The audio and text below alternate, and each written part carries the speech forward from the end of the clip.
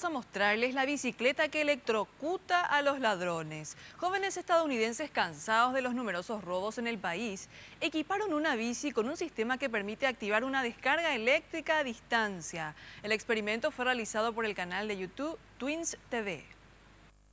A medida que el uso de las bicicletas crece en las grandes ciudades del mundo como un medio de transporte, también lo ha hecho el robo de estos vehículos.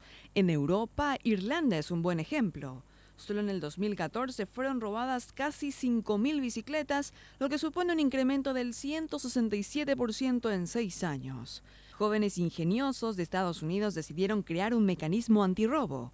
Equiparon una bicicleta con un sistema que permite activar una descarga eléctrica a distancia. Para probarla, la dejaron en la calle. Cuando algún oportunista intentaba llevársela, recibía el impacto en el acto.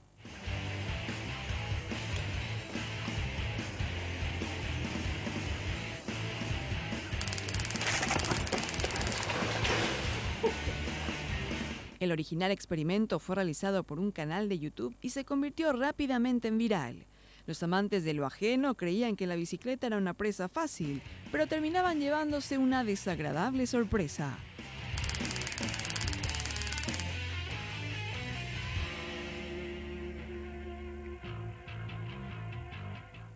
Entendidos explican a la gente que también es importante que todo dueño tenga anotado el número de serie de su bicicleta, así como fotografías o incluso selfies junto a ella para facilitar la identificación en caso de robo.